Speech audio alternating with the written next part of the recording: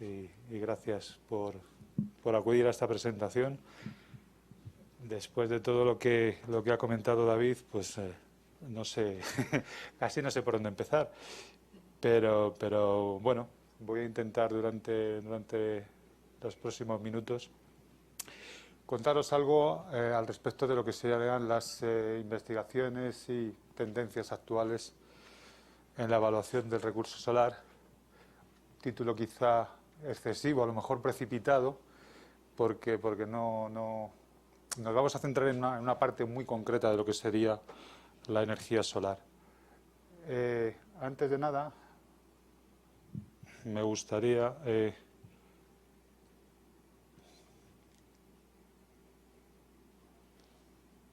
esto funcionara.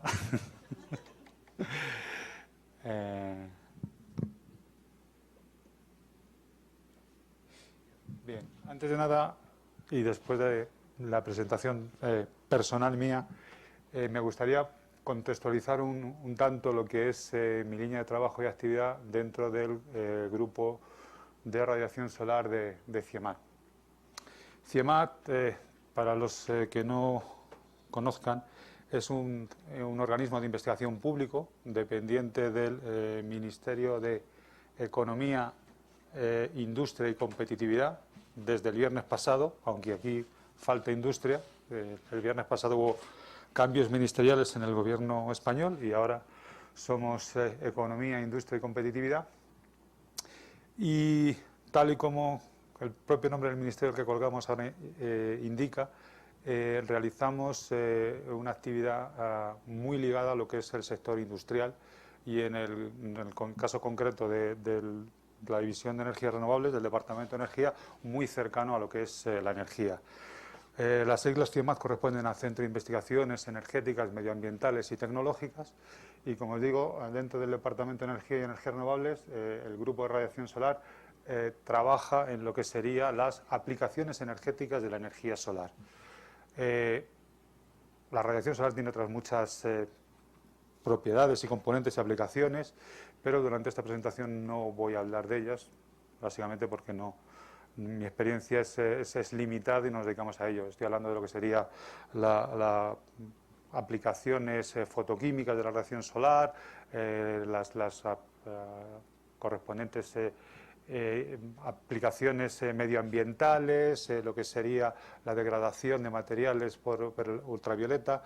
De lo que voy a hablar es de lo que sería las aplicaciones de la radiación solar integrada entre los 300 y los 2800 nanómetros, que es la parte en la que trabajamos, y de alguna manera cómo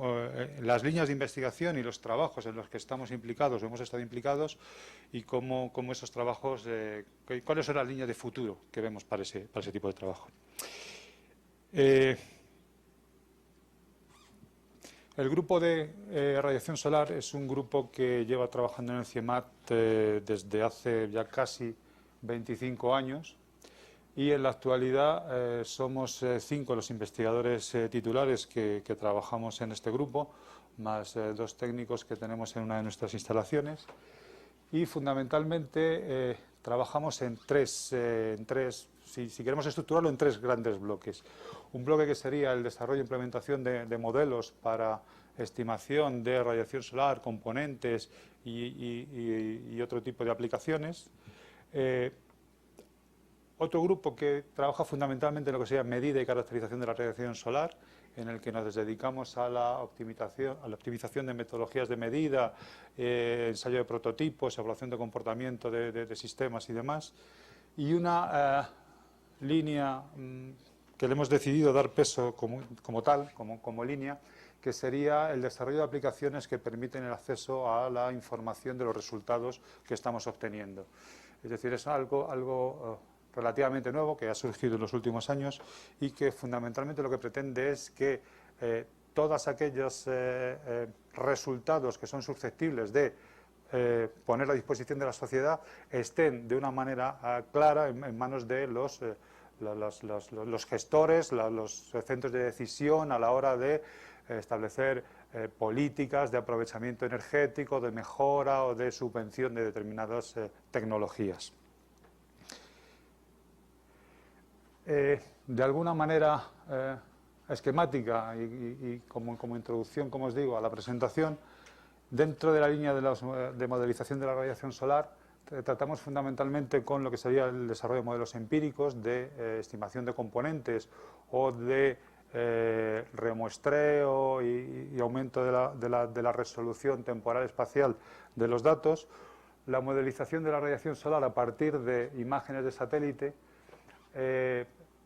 Últimamente estamos empezando a trabajar también lo que serían los modelos de los mapas de potencial energético.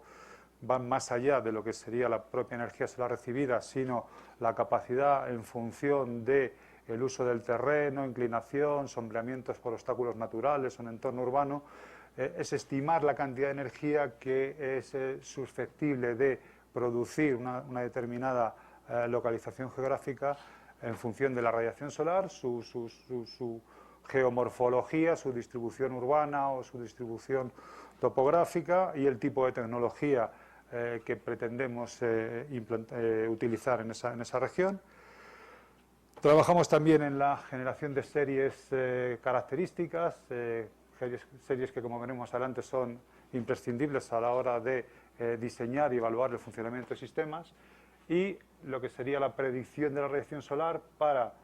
la operación de plantas, de sistemas, y para en menor medida últimamente, para su evacuación, para su inyección de esa energía a la red eléctrica. Dentro de la línea de medida de radiación solar,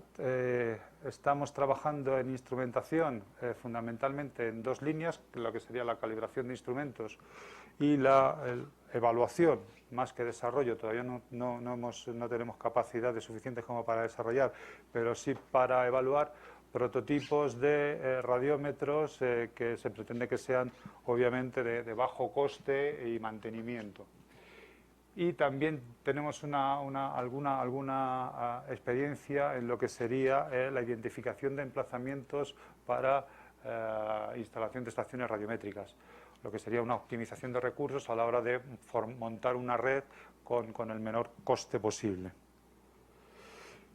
Y dentro de esa tercera línea de aplicaciones para acceso a la información, estamos trabajando también en lo que sería el acceso a redes en tiempo real, redes de medida que permitan a los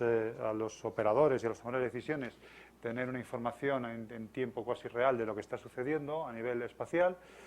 y aplicaciones que permiten el acceso a mapas, a herramientas de sistemas geográficos georreferenciados y mapas que permiten el acceso a esta información de una manera sencilla. ¿De acuerdo? Bien. ¿Qué entendemos por evaluación del recurso solar? Bueno, o qué entendemos o qué queremos expresar con esa frase. Bien, lo primero, para cada uno de los sistemas vamos a necesitar tener una información imprescindible a la hora de dimensionar, diseñar, evaluar la financiación, el posible rendimiento y la operación del sistema. En cualquier caso vamos a necesitar, cuando hablo de sistema me estoy refiriendo a tanto sistemas térmicos como fotovoltaicos, como de aprovechamiento pasivo de la energía en general, ¿no? Para todos y cada uno de esos sistemas y en función del grado de complejidad o de desarrollo que tenga el sistema, vamos a necesitar información del recurso solar a distintos niveles. En cualquier caso vamos a necesitar series temporales, desde las más sencillas como podrían ser los promedios anuales hasta las más elaboradas como pudieran ser series de alta frecuencia representativas del emplazamiento. Lo mejor en cada caso es, como siempre, es disponer de medidas de calidad de ese recurso solar, cosa que lamentablemente sucede en muy pocas ocasiones, básicamente porque medir no es sencillo, no es barato y no tenemos una red de medida continua a lo largo y ancho de toda la geografía de una región o de un país o de un territorio, y sobre todo que esté funcionando de manera continua. Con lo cual, casi siempre vamos a tener que, siempre vamos a tener que recurrir a otro tipo de fuentes de información que no son solo la medida, como puedan ser la estimación a partir de modelos empíricos, la estimación a partir de modelos de satélite desde los últimos que se vienen utilizando, pues casi ya hace 20, 30 años, y otro tipo de estimaciones, de tal manera que con toda esta información podamos facilitar la evaluación del recurso solar que cada sistema y cada usuario puede requerir en cada momento. El objetivo fundamental es, obviamente, el conocimiento de la radiación solar, que, como decía, es el primer paso en la toma de decisiones a la hora de planificar cualquier sistema de aprovechamiento energético de la energía solar, y que es imprescindible para caracterizar, analizar el comportamiento de ese sistema que queremos utilizar, evaluar ese rendimiento, rentabilidad del sistema y optimizar la operación y mantenimiento durante todo el periodo de vida útil del sistema. Eso nos va a llevar fundamentalmente a que nuestro sistema sea útil, sea rentable en términos económicos, sea útil en tanto en cuanto producción de una energía que consideramos limpia.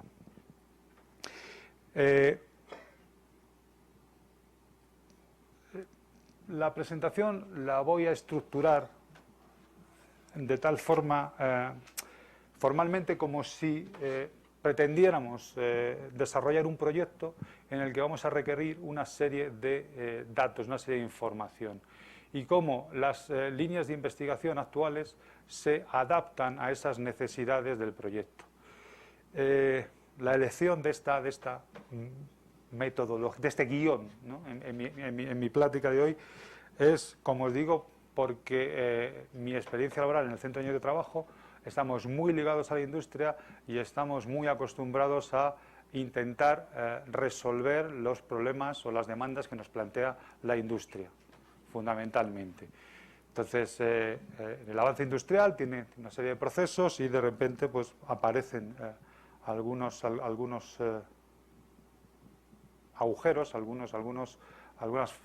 vacíos, ¿no?, de información o parte de esa información que puedan ser optimizadas, y entonces desde nuestro grupo, en colaboración con otros grupos, por supuesto, intentamos resolver esas dudas, esas lagunas de información. Hay otro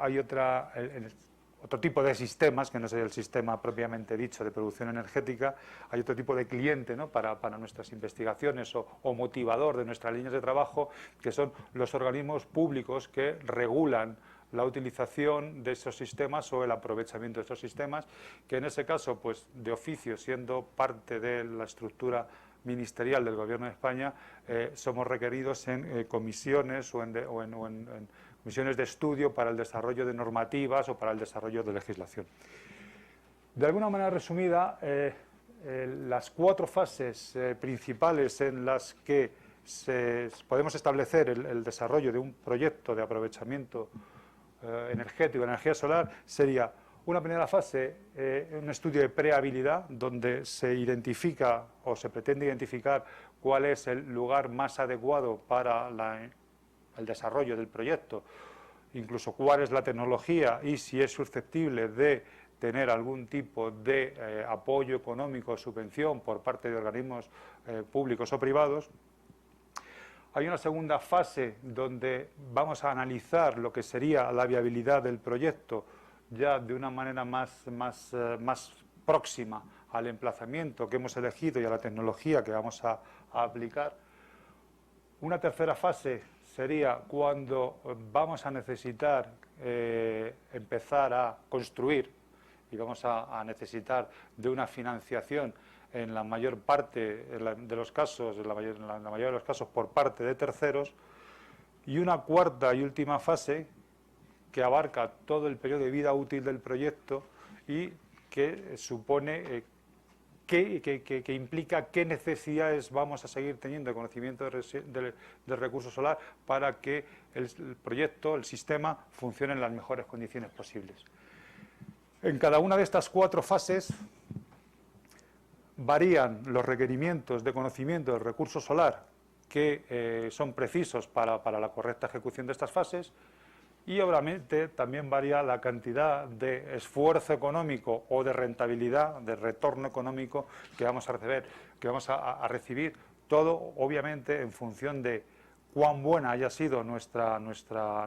elección del emplazamiento y de tecnología acorde al recurso solar que hemos elegido. la tecnología de aprovechamiento de recursos solar que hemos elegido. Bien, empecemos por la primera, que sería el estudio de previabilidad. Esta es la fase embrionaria del proyecto, en la que vamos a acudir a las fuentes de información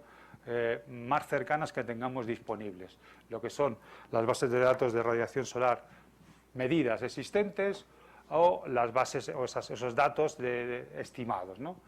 Realmente, desde el punto de vista espacial, lo que vamos a intentar es resolver preguntas como cuál es la variabilidad espacial, cuál es la variabilidad anual, mensual, y son datos de bajo nivel y mucha incertidumbre, pero son, como insisto, son imprescindibles para la primera evaluación del recurso solar. Voy a poner el ejemplo de España porque es el que conozco más cercano. En esa primera fase, por ejemplo, vamos a recoger datos de las distintas estaciones de la red radiométrica. En este caso os sitúo dentro de lo que es la península ibérica y las islas, lo que son las estaciones radiométricas dependientes de la red radiométrica nacional del Instituto Nacional de Meteorología. Y bueno, pues siendo una red relativamente densa y bien cuidada y con una calidad en la medida reseñable, a la hora de evaluar un emplazamiento nos vamos a encontrar con que va a haber áreas que necesariamente no están cubiertas por unos mínimos criterios de proximidad a los puntos de medida. Habitualmente se asume que en un radio de 30 a 50 kilómetros alrededor de la estación de medida podemos asumir que los promedios mensuales de radiación no van a ser muy variables de un lugar a otro, siempre y cuando no haya obstáculos orográficos, valles, ríos, montañas que hagan que esa variabilidad sea mayor. Sin embargo, en cuanto nos alejamos de esos 30-50 kilómetros alrededor de nuestros emplazamientos de medida, tenemos grandes zonas que no son susceptibles de asimilar esos datos como válidos para evaluar el potencial. De esa forma aparecen desarrollos posteriores, como son los mapas con mayor o mejor suerte de resolución de zonas, una zonificación, una primera zonificación que nos va a permitir identificar cuáles son esas, a partir de la extrapolación espacial de esas medidas en redes radiométricas, cuáles son las zonas de mayor potencial solar a la hora de identificar el emplazamiento más adecuado. Estas son técnicas bastante antiguas, bastante antiguas, conocidas desde hace tiempo, lo que sería la extrapolación espacial, la interpolación extrapolación espacial, pero, como os decía, desde hace 30 años la creciente información de imágenes de satélite, la mayor calidad y la facilidad del tratamiento informático de estos datos nos permiten ir a aproximaciones más adecuadas, más detalladas de lo que sería la distribución espacial de la radiación solar. Este mapa, por ejemplo, es el resultado de aplicar los modelos de estimación de satélite Heliosat, en este caso es un Heliosat 1, a imágenes del satélite Meteosat primera generación y data ya del 2002, ¿no? Pero como línea de investigación, estos modelos de estimación de satélite nos permiten cada vez mejorar más la estimación del recurso solar y podemos ir a otros mapas más detallados con una mayor resolución espacial y temporal y con un mejor tratamiento de los datos. En este caso, 10 años después, realizamos este mapa de recurso solar a partir de imágenes del satélite Meteosat aplicando la metodología Heliosat 2 con una resolución, como os digo, espacio-temporal mucho más adecuada a nuestros propósitos. Si bien el esquema general de utilización de los modelos Heliosat se pueden aplicar de esta manera, ¿no? A partir de las imágenes que recibimos del satélite, esbozamos lo que sería un modelo de transferencia energética frente a la radiación recibida del Sol y la radiación reflejada, que es la que realmente ve el satélite, y establecemos, sin entrar en detalle, una serie de cálculos y parámetros que nos proporcionan esa radiación solar, pero que es un tema que no está cerrado, que constituye una línea de investigación en sí misma, puesto que hay una serie de puntos de esta metodología que siguen siendo susceptibles de mejora y optimización. Entre ellos destacar, por ejemplo, la información atmosférica, que ya en la segunda generación la información sobre la calidad de la atmósfera se incluía en el coeficiente turbidez de Linke y que ahora, por ejemplo, puede ser mejorada utilizando o bien otros canales. No dije que esta metodología utiliza única y exclusivamente el canal visible del satélite Meteosat. Hay otra serie de canales que se pueden utilizar para caracterización de nubes y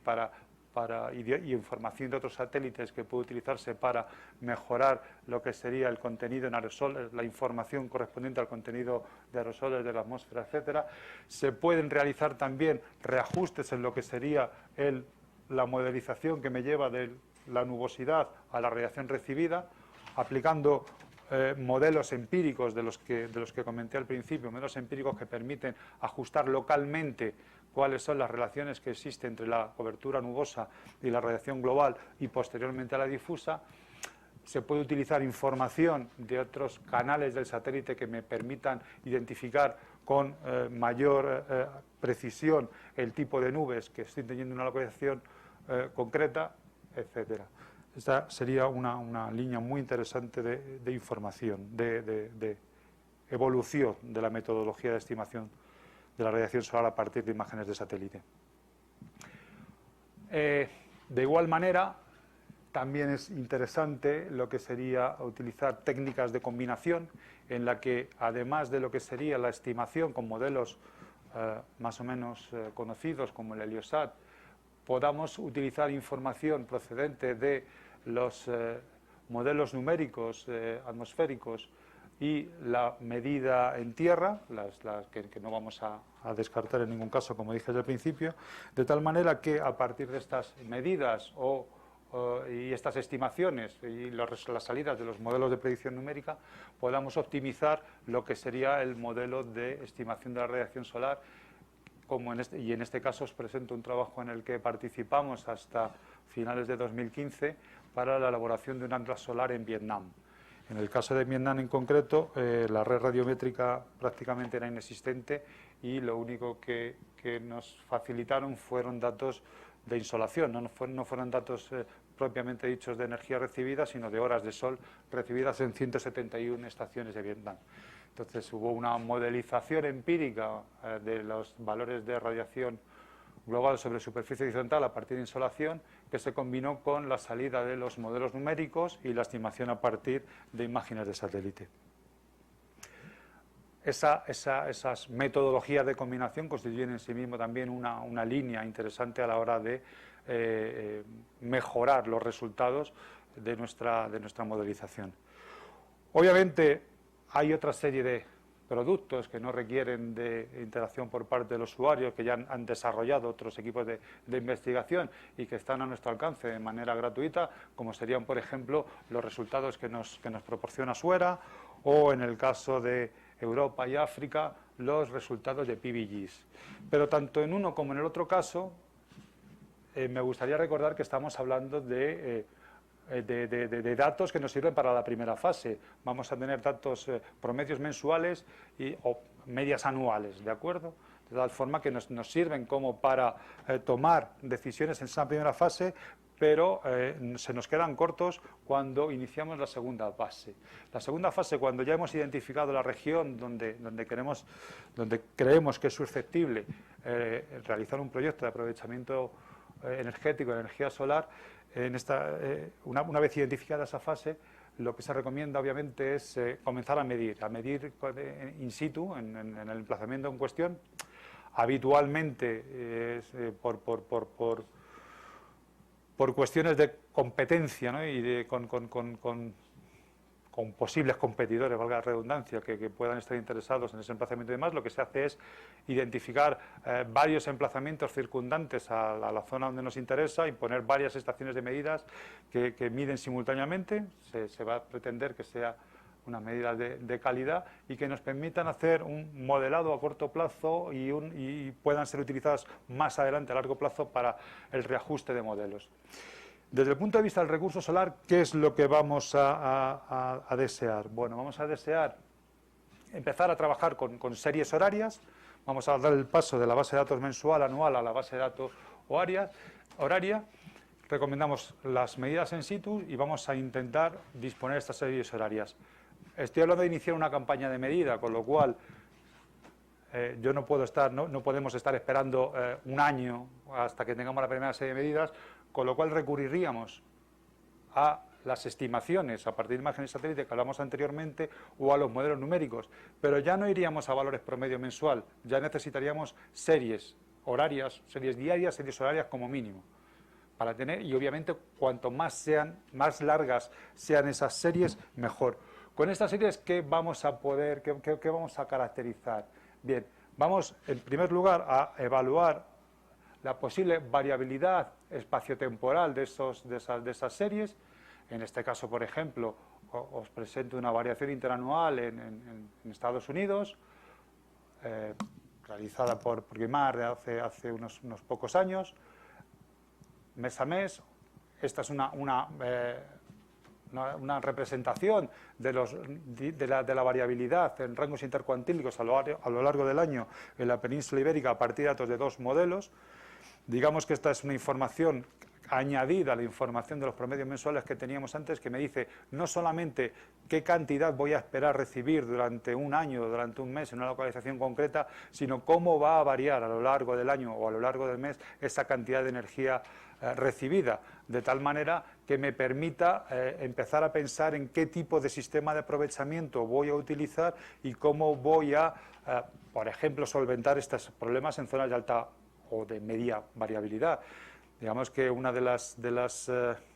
barreras que se ha encontrado siempre la energía solar a la hora de su utilización como recurso energético, a la hora de su utilización como en plantas de producción de energía, es la intermitencia, los ciclos día-noche, la estacionalidad invierno-verano y pues que la falta de predictibilidad de alguna manera a la hora de producir energía de forma continua, como una planta térmica o una central nuclear que nos produce de una forma continua y nos ingresa a red.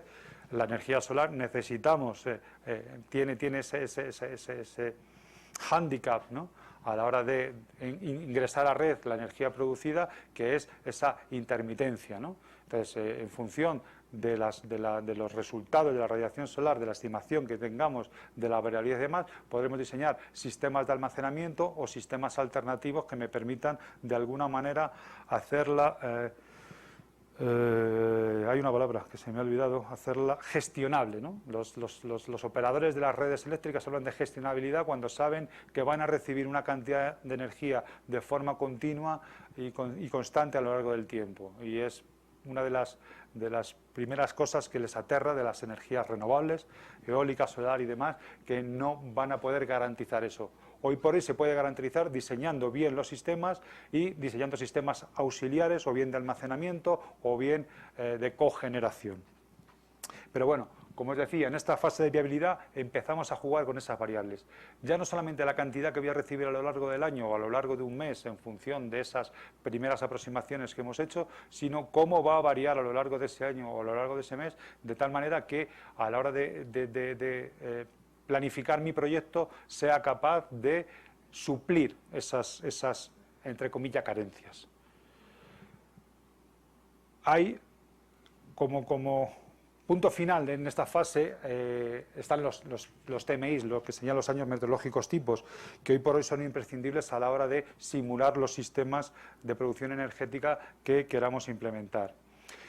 Tradicionalmente se definen los años meteorológicos tipos como unas series de variables, ¿no?, fundamentalmente radiación solar y temperatura, puesto que estamos hablando de aplicaciones de aprovechamiento energético de la energía solar. En su momento también se han utilizado y se siguen utilizando para la simulación de sistemas térmicos, para la climatización fundamentalmente de edificios comerciales, aeropuertos y demás.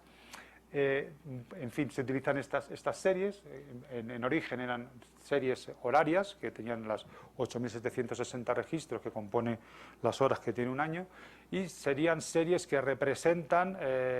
estadísticamente la climatología de un lugar, ¿vale? Son series que en principio se pretendían que fueran series empíricas, reales, eran series horarias. Hoy por hoy se está trabajando con series con un mayor número de registros porque se ha pasado de frecuencias horarias a frecuencias 10 minutales, incluso 5 minutales, para obviamente la potencia de cálculo de los sistemas informáticos es muchísimo mayor y hay muchos sistemas que son sensibles a esas variaciones en tan corto periodo de tiempo, como es el caso de las centrales eléctricas de concentración solar, donde las fluctuaciones en periodos de 15 minutos son muy importantes. Y fundamentalmente estos años, estas secuencias meteorológicas típicas, en un principio se consideraban que eran empíricas, se utilizaban, en principio se hablaba de 30 años, que es lo que se considera un periodo climático representativo, pero de cara a proyectos energéticos relacionados con la energía solar, se bajó esa exigencia a los 10 años de información. Y a partir de esta información, de estos 10 años registrados como mínimo, se realiza una concatenación de meses concretos utilizando un estadístico muy sencillito que en los años 70 se desarrollaron en el Laboratorio Nacional de Sandía, Estados Unidos, que es el estadístico de Finkelstein-Schaffer, que lo que pretende es cuantificar la afinidad, ¿no? el parecido que tiene el promedio mensual de un mes concreto con respecto, perdón, la curva de distribución acumulada de los valores diarios de un mes concreto con la curva de distribución acumulada de la serie de años en cuestión que estoy analizando. De tal manera que se considera el año meteorológico típico empírico como la concatenación de aquellos meses que minimizan esa distancia, aquellos meses concretos, aquel enero concreto que se parece más a la colección de eneros concreto que esté analizando. Obviamente, para desarrollar este tipo de años voy a necesitar al menos esos 10 años, que como ya he dicho anteriormente, es muy difícil que tenga 10 años de medida, con lo cual al final tendré que recurrir a esos 10 años de estimaciones a partir de imágenes de satélite. Otra posibilidad sería utilizar los años sintéticos. Los años sintéticos también fueron desarrollados, los años meteorológicos tipo sintéticos fueron desarrollados a finales de los 90, principios de los 2000, y lo que se basan es en la utilización de datos promedios mensuales a los que se les aplica una modelización en función de matrices de transición de probabilidad de Markov que permiten establecer a partir del valor promedio mensual una secuencia diaria de valores en los que con más probabilidad se realiza la transición de un día a otro, y modelos autorregresivos que permiten a partir de esas series diarias generar valores horarios. Esta línea de investigación no es que esté realmente cerrada, pero hoy por hoy está en vía muerta, básicamente porque está ya al cabo de la calle mediante la utilización de programas comerciales como son, por ejemplo, Meteonorm, que básicamente proporcionan estos años tipo únicamente con que le introduzcamos la localización geográfica donde vamos a considerar nuestro proyecto. Pero como os decía, este sería lo podríamos considerar un año meteorológico tipo preliminar, porque la incertidumbre de esta modelización sigue siendo alta. Una vez que tenemos este año meteorológico tipo preliminar, pasaríamos a lo que sería la tercera fase, donde ya fundamentalmente vamos a buscar una financiación, y en esa financiación vamos a necesitar una evaluación del recurso solar de más alta calidad. Vamos a continuar midiendo, la medida siempre es algo que, la medida de calidad, insisto, es algo que siempre deberíamos tener en cuenta, y ahora lo que vamos a hacer es, con un periodo ya al menos de un año de medidas in situ, en el emplazamiento o en la región donde queremos establecer nuestro proyecto, vamos a utilizar esa medida junto con los valores que provienen de la estimación a partir de imágenes de satélite para reajustar nuestra estimación. Hay que tener en cuenta que el satélite, por muy buenos resultados que nos dé, no deja de ser una estimación que se está realizando con una imagen que toma un satélite a 36.000 kilómetros de distancia de la superficie terrestre, con una resolución espacial que es variable en función del punto orbital del satélite, y que en el caso, por ejemplo, del satélite Meteosat segunda generación, que tiene una resolución de 1 por 1 kilómetro en el nadir, Por ejemplo, eso se traduce en España, que está en una zona aproximadamente de unos entre 30 y 40 grados norte, bastante bien centrada con respecto a la longitud, pero pasa de 1 kilómetro cuadrado, pasamos a una correspondencia píxel superficie del terreno de aproximadamente 3 kilómetros cuadrados, y con una serie, obviamente, de distorsiones atmosféricas y demás que hacen que, aun siendo muy adecuada esa estimación, no sea representativa exactamente del emplazamiento donde queremos evaluar nuestro proyecto. Para eso hemos medido, y además, teniendo en cuenta que podemos tener valores horarios de alta calidad, insisto, con frecuencias de muestreo, de registro, muy por debajo de la hora, lo que vamos a hacer es reajustar esas series, remuestrearlas temporalmente y ajustarlas a nuestro emplazamiento concreto. ¿Para qué? Pues para conseguir disminuir esa variabilidad diaria y construir el año meteorológico tipo definitivo. En el caso del mapa de radiación solar que os puse antes, además de ser un mapa que nos da una imagen promedio anual y unos promedios mensuales, ese mapa, al haber estado generado a partir de series horarias de estimaciones de satélite, nos permite ya en un primer paso, sin el reajuste local, proporcionar unos rangos de variabilidad en torno a cada uno de los valores mensuales concretos. Es decir, para cada uno de esos promedios mensuales tendríamos una información añadida de cómo a lo largo del mes pueden oscilar esos valores en torno al promedio mensual, que, como os decía antes, es un parámetro muy importante a la hora de diseñar adecuadamente el sistema que queremos implementar, que queremos construir. Los primeros mapas que vimos en la primera fase obviamente no nos aportan esta información. El siguiente paso sería, ya tenemos identificado, tenemos unas series temporales largas, tenemos una medida de alta calidad y con una frecuencia temporal alta en el emplazamiento, en la región donde yo quiero implementar desarrollar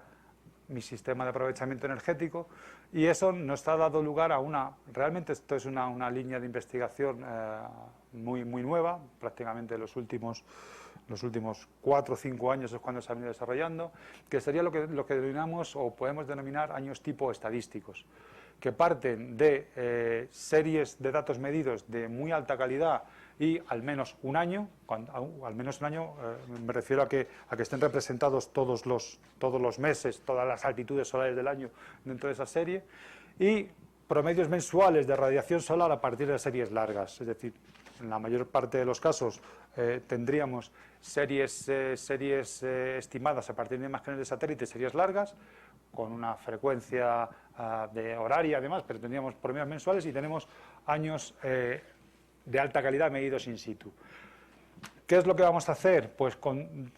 son líneas de investigación, como os digo, muy actuales. Lo que vamos a hacer es reconstruir a partir de, por ejemplo, movimiento de bloques horarios o de bloques diarios dentro de la serie medida. Vamos a intentar reproducir los estadísticos principales de las series largas mensuales que tenemos. Esos estadísticos mensuales pueden ser el percentil 50, el promedio, que se asemejaría mucho a lo que hacíamos con el método de Sandía, o se pueden reproducir situaciones estadísticas extremas o poco probables, ¿no? Como serían los percentiles 10 o percentil 90, situaciones de mucha energía solar o muy poca energía solar, de tal manera que los evaluadores del sistema y el sistema en sí mismo nos permita identificar cuál sería su funcionamiento, qué nos daría, qué energía produciríamos en caso de tener unas condiciones muy malas y cómo eso puede influir en la financiación del proyecto. Es por eso por lo que en esta fase de auditoría y aprobación es imprescindible, fundamentalmente para los que evalúan económicamente el proyecto, saber qué va a suceder si durante un año concreto se dan las condiciones de que muy poco probables, pero que están ahí, que ese año sea malo en sí mismo y que la producción energética sea baja. Y Una vez que ya tenemos toda esa información, que hemos diseñado el proyecto, pues procedemos a construir nuestra planta de aprovechamiento energético y empezamos a operar. Empezamos a operar, vamos a seguir necesitando durante toda la vida útil del proyecto tener información, una medida in situ continua, pero fundamentalmente porque vamos a utilizarla para lo que sería el modelado predictivo. El modelado predictivo lo que implica es saber de antemano qué energía va a producir esa planta que estamos, estimar anticipadamente la energía que va a producir nuestra planta, anticipar tareas de operación y mantenimiento de la misma, entrar en mercados, en el caso de mercados regulados donde el productor de energía necesita anticipadamente decirle al gestor de la red eléctrica cuánta energía va a meter, etcétera. Estos modelos predictivos lo que vamos a utilizar son estas medidas in situ. En este caso ya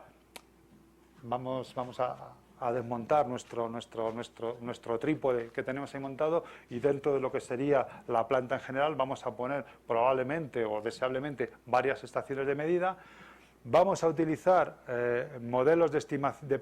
vamos a utilizar la salida de los modelos numéricos de predicción de estimación de la radiación solar para evaluar mapas de movimiento vectorial de las nubes, junto con los valores radiométricos que estamos obteniendo en la planta, más, por ejemplo, las imágenes que nos proporcionan cámaras de cielo o cámaras de sombra. Cámaras de cielo son las cámaras, son una especie de ojos de pez que están mirando la bóveda celeste. Las cámaras de sombra son primas hermanas de las anteriores, pero mirando hacia el suelo, que nos permiten ver las sombras que se están produciendo sobre el terreno. Y con esta colección de modelos vamos a intentar predecir la cantidad de energía solar que va a recibir nuestro sistema. Esta es una foto real de una planta de colectores cilindro parabólicos, unos colectores térmicos en la provincia de Granada, España, y es una foto en la que más o menos se aprecia cómo en un día que no es completamente despejado ni completamente cubierto, el paso de nubes sombrea distintas zonas de nuestro campo de colectores. Lo que pretenderíamos en este caso, por ejemplo, con un modelo predictivo de alta resolución espacio-temporal, sería identificar ese paso de nubes y prever la aparición de puntos calientes frente a puntos fríos y gradientes térmicos en lo que sería el fluido cardioportador que corre por esta central, por ejemplo. Otro tipo de modelos predictivos que también constituyen en sí mismo una línea de investigación son modelos con un horizonte temporal más lejano. Estamos hablando de, esto sería lo que sería el paso de nubes para plantas de ese tipo, serían modelos predictivos a muy corto plazo, de minutos a muy pocas horas, y con una resolución espacial obviamente muy alta para identificar qué partes del campo están sombreadas o no. Existen otro tipo de modelos predictivos que lo que permiten es, lo que pretenden es a un horizonte medio de 6, 12, 24, 48 horas proporcionar la cantidad de energía que vamos a recibir sobre superficies más amplias, sobre el total de la planta, por ejemplo, y cuyo objetivo sería ya no el control y la operación de la planta, sino dar una estimación al operador de mercado, dar una estimación a la red de la energía que se va a introducir para que pues introduzcan otro tipo de energías alternativas o se valore. Ese es un modelo que hace relativamente pocos años se aplicó en España cuando se desarrolló, en el caso concreto español, que es el que conozco más claro, cuando se empezó, cuando los huertos fotovoltaicos, las plantas fotovoltaicas empezaron a surgir, estoy hablando de hace unos 10 años, y se empezó a pronosticar que de alguna manera ese crecimiento iba a meter demasiado ruido, demasiados espurios en la red eléctrica, los gestores de la red eléctrica plantearon la exigencia a los productores de energía solar fotovoltaica de que con al menos 12-24 horas informasen de la energía que iban a inyectar en red, para evitar esos problemas de inestabilidades en la red. Lamentablemente a día de hoy, como la fotovoltaica en España tiene un parón porque el marco político económico no ha favorecido, no ha fomentado que se siga instalando, pues es una línea que no ha quedado en vía muerta, pero sí ha quedado un poco aparcada hoy por hoy. Sin embargo, a nivel europeo hay otro tipo de sistemas de predicción, que es el que os adelanté antes. Estos os presento de manera esquemática lo que sería el proyecto de NICAS. Es un proyecto financiado por el 7º Programa Marco de la Unión Europea y que bueno, lleva ya 3 años en marcha y le quedan 4 años de vida. Y lo que pretende es optimizar la producción, financiación y el ciclo de vida de plantas de concentración solar. DNICAS no aporta predicción, no abarca lo que sería la predicción y el aporte a red, lo que comentaba antes, porque se supone que hoy por hoy así están funcionando, las plantas de concentración solar están funcionando con sistemas de almacenamiento tan grandes que prácticamente los hacen gestionables como otro tipo de plantas como térmicas, prácticamente, que permiten que la planta esté funcionando con un régimen nominal continuado a lo largo de 24 horas, independientemente de que haya sido un día mejor o peor desde el punto de vista del recurso solar.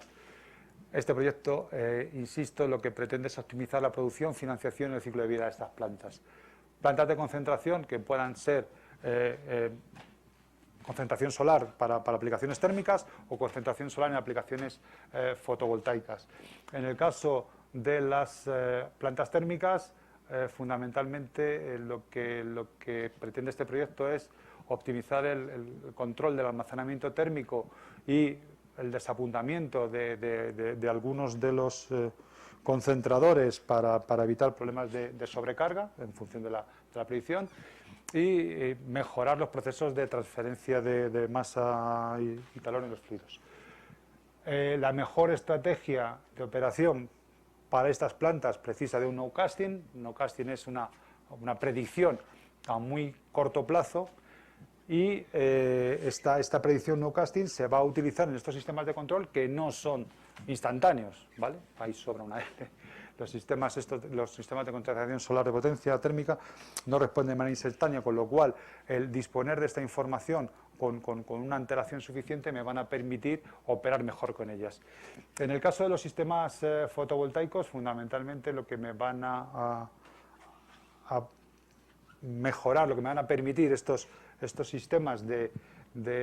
predicción de nowcasting es gestionar el almacenamiento, normalmente en baterías, y mejorar también con el desapuntamiento la prevención de rampas de carga. El modelo de predicción, de manera muy simplificada, los modelos de predicción que se van a utilizar que se utilizan en el proyecto de NICAS son combinación de predicciones, ensamble de predicciones, fundamentalmente de cámaras de satélite, modelos de predicción a partir de cámaras de cielo y sombra, la salida de modelos de predicción a partir de imágenes de satélite, movimiento de nubes, campos vectoriales de nubes y los modelos de predicción numérica atmosféricos. Por otro lado, se va a realizar, cosa novedosa, ¿no? Porque no se había hecho a esta escala nunca, la validación de estas predicciones con alta resolución espaciotemporal y se van a evaluar mapas de predicción de DNI, lo que es de radiación directa normal. Esto es, se va a intentar reproducir anticipadamente ese mapa de manchas que hemos visto en la imagen de Andasol, que se ha tomado desde un avión o desde un dron. Ese mapa se va a intentar anticipar. ¿Con qué frecuencias y con qué muestreos? Con diferentes escalas, puesto que la información que viene de estos modelos viene con diferentes resoluciones espaciotemporales. Es un proyecto en el que hay un consorcio de todas estas instituciones y países. Ni recuerdo, creo que son 12 o 13, 1, 2, 3, 4, 5, 6, 7, 8, 9, 10, 11, 12 entidades de distintos países europeos. Cada uno de ellos, cada uno de nosotros, porque como digo, participa el CIEMAT con mayor o menor experiencia en cada una de las fases que se embarca el proyecto y con un objetivo común que es mejorar fundamentalmente lo que serían las estrategias de operación y rendimiento de las plantas de concentración solar, que a fin de cuentas es lo que nos va a proporcionar el retorno, ¿no? En las primeras fases teníamos unos gastos y ahora vamos a empezar a producir y a tener un retorno. De los tres, estas no me dio tiempo a traducirlos, pero yo creo que se entienden bien. De los tres metodologías de estimación que se van a ensamblar, a combinar, vamos a trabajar con el nowcasting a partir de cámaras de cielo, que nos van a dar información instantánea y hasta 10-30 minutos con una resolución espacial de 10-20 metros. Y bueno, la imagen típica de una cámara de cielo es esta. La línea de investigación dentro del propio DNICAS lo que pretende es afinar lo más posible en la interpretación de esa información y la traducción en lo que sería la predicción del recurso solar. En este caso, la predicción de dónde y cuándo va a estar la nube en la planta. Esta predicción obviamente se hace directamente en la planta. El operador de planta va a tener que contar con un equipo o al menos con una serie de aplicaciones que permitan digerir esta información de una serie de sensores que va a tener en su propia planta, ¿no? Y en sí misma ya es una línea de investigación muy interesante el tener información, el poder traducir la información de estas cámaras, que no son relativamente caras, tanto en cuanto a dónde va a estar la nube, durante cuánto tiempo y desde cuándo. La información a partir de métodos basados en imágenes de satélite tendría en este caso una resolución temporal entre 5 minutos y 4 horas y una resolución espacial que me viene dada por el satélite en concreto, por el canal radiométrico que estoy utilizando. Decía antes que el satélite Meteosat primera generación en el canal visible a alta resolución, que es este que estamos hablando, tiene una resolución espacial de 1 kilómetro en el nadir. En función de dónde esté situada nuestra planta, esta resolución de un punto va a tener que ver con los condicionantes geométricos, ¿no?, del punto de vista del satélite con respecto a nuestro emplazamiento. Vamos a evaluar a partir de estas cámaras lo que serían los vectores de movimiento de las nubes y vamos incluso a incluir información de otros servicios climáticos como es SAF a la hora de identificar la profundidad óptica de las nubes y la extrapolación de estos resultados, de tal manera que nos permitan combinarlos con los modelos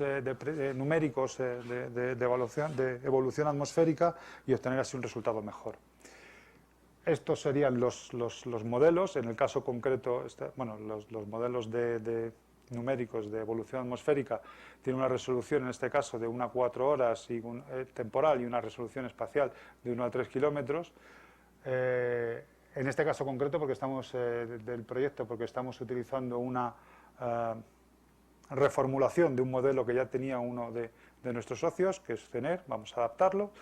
Incluso podríamos llevar utilizando las salidas del modelo WRF a resoluciones temporales entre 5 y 60 minutos para la resolución que nos dé, insisto, el satélite en el punto de operación. Lo que vamos a hacer es combinar estos tres modelos, lo que, insisto, cada uno de los modelos por separado ya constituye una línea de investigación. Lo que sería la combinación de estos modelos para optimizar el resultado constituye otra línea de investigación en sí misma. Vamos a utilizar sistemas de lógica difusa, sistemas de aprendizaje guiados,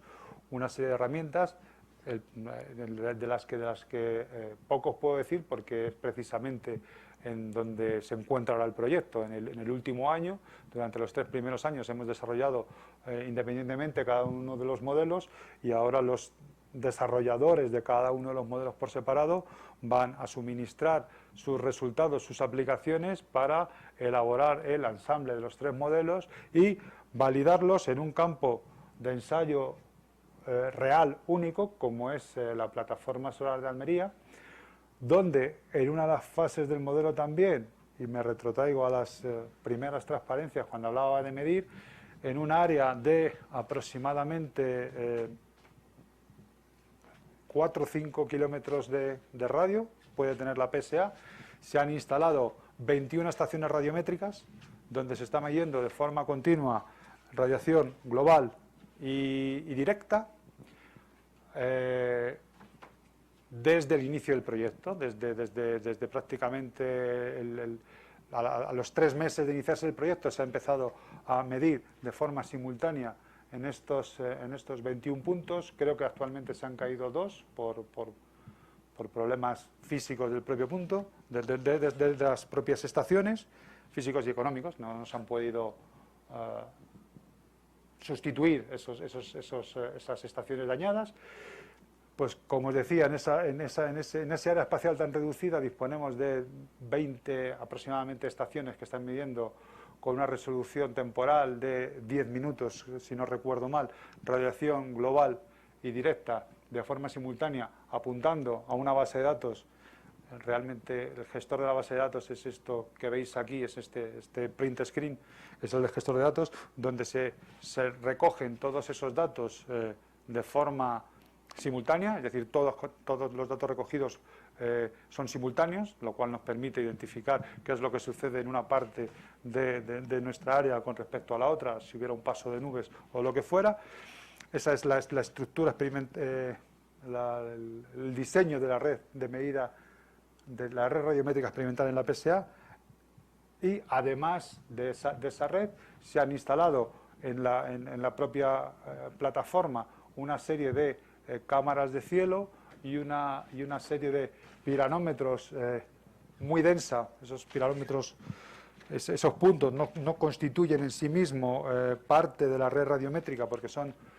piranómetros de bajo coste, son piranómetros de silicio, son células calibradas y no tienen en esos puntos azules, no hay pirheliómetros, pero van a servir también para lo que sería la fase de validación. No se van a utilizar como entrenamiento, sino como validación. Los datos de las cámaras de sol y las cámaras de sombra sí se van a utilizar tanto para entrenamiento como para validación posteriormente. Pero fundamentalmente para la validación lo que vamos a utilizar es obviamente lo que sería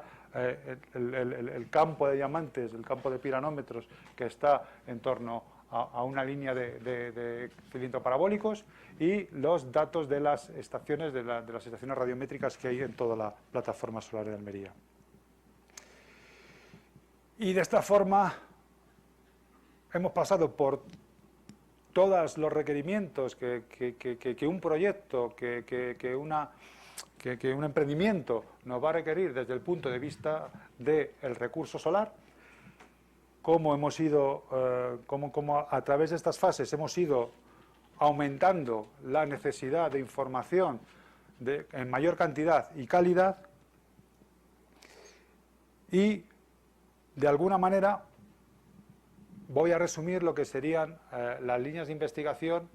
que era como se llamaba la presentación que os iba a hacer. Realmente algunas líneas de investigación, no todas, algunas en las que yo estoy más relacionado o identifico,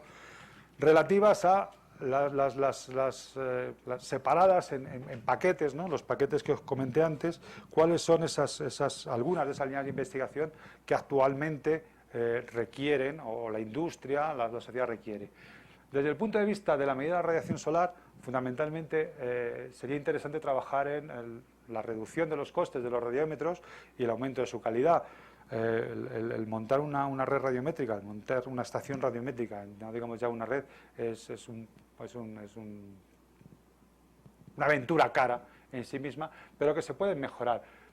Nosotros, el Grupo de Radiación Solar del CIEMAT no está trabajando en el desarrollo, la fabricación de estos instrumentos, corresponden a otro tipo, pero sí estamos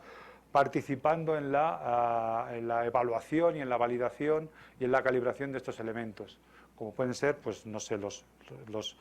Rotating Saturn y Radiance Band y otro tipo de elementos que son muy baratos en comparación con las estaciones radiométricas habituales, y que no dan, hoy por hoy no dan unos resultados muy buenos, pero tampoco son muy malos, ¿no? Es cuestión de mejorarlos. La mejora de los periféricos, hago referencia a todo lo que hay alrededor de la red, ¿no? Alrededor de la red radiométrica, lo que serían sistemas de seguimiento y sombreamiento de sensores para medir las distintas componentes de la radiación solar, incluso sin trabajar en ello directamente, lo que sería la mejora de periféricos que permiten medir radiación espectral. Una línea muy interesante sería también la optimización de redes radiométricas, la optimización en tanto cuanto a la identificación de emplazamientos óptimos para esas redes, sobre todo en regiones donde las redes son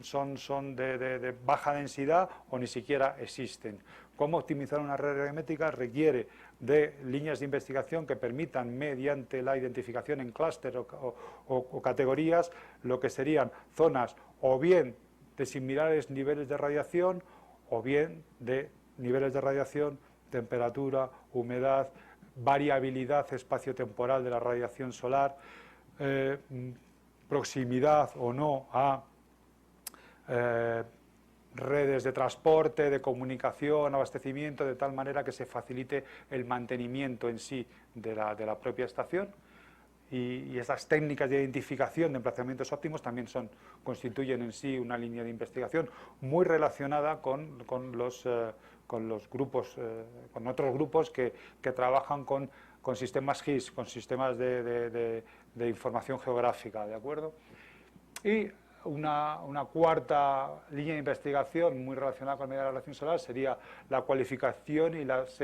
el tratamiento de series de datos. He insistido mucho en que hay que medir bien, pero cuando se tienen series de datos de las que se desconocen datos básicos, ¿no?, acerca de trazabilidad de los instrumentos, mantenimiento y demás, la cualificación y el tratamiento de esas series constituye también una línea de investigación en sí misma,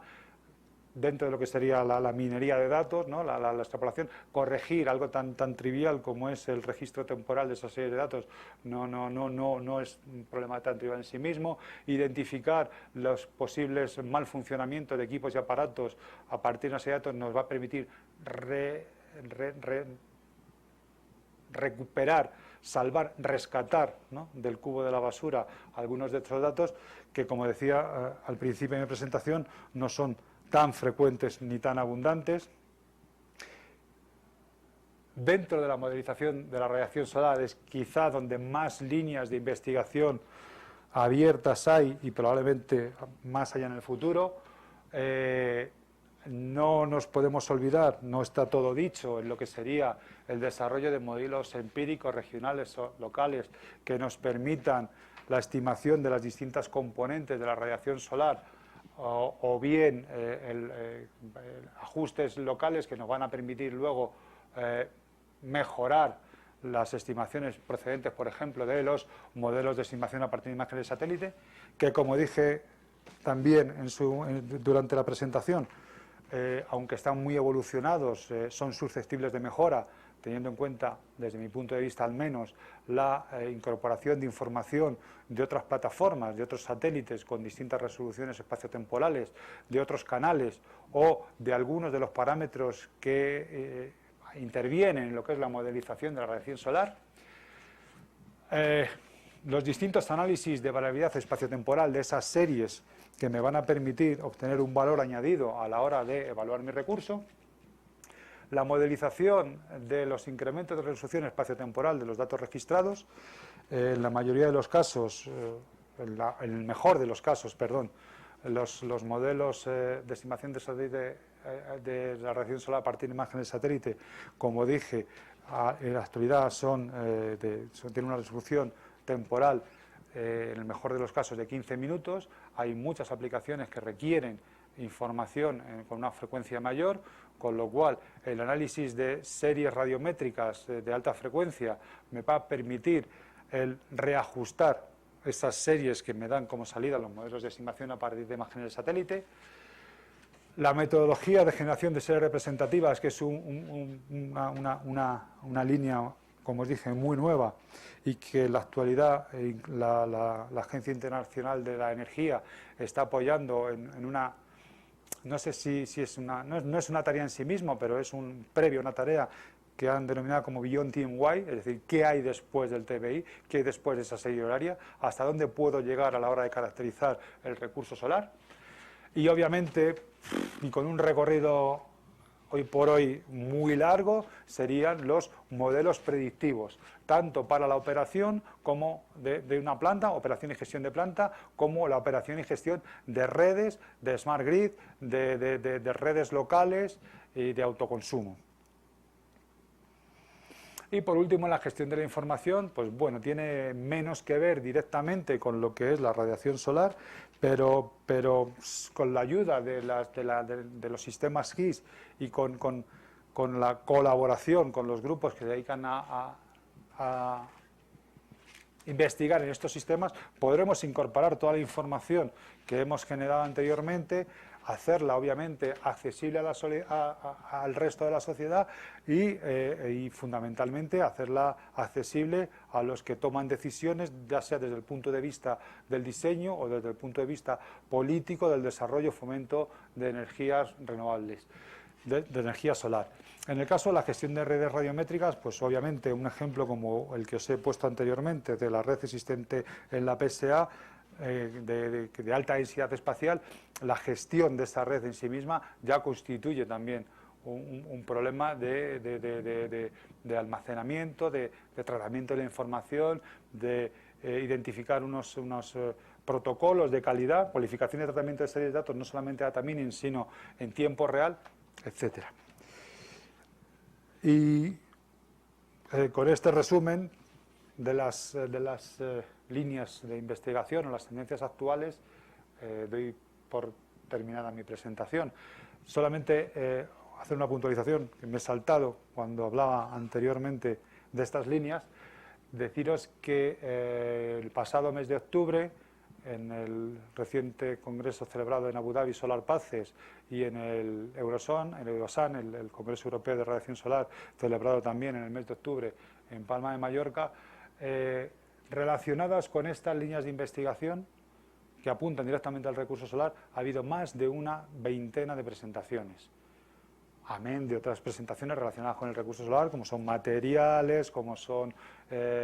tecnologías de aprovechamiento, almacenamiento y demás. Pero solamente en estas líneas de investigación, en estos congresos, ha habido más de una veintena de presentaciones relacionadas directamente con estas líneas de investigación. Y gracias por vuestra atención y espero no haberos aburrido demasiado. Gracias.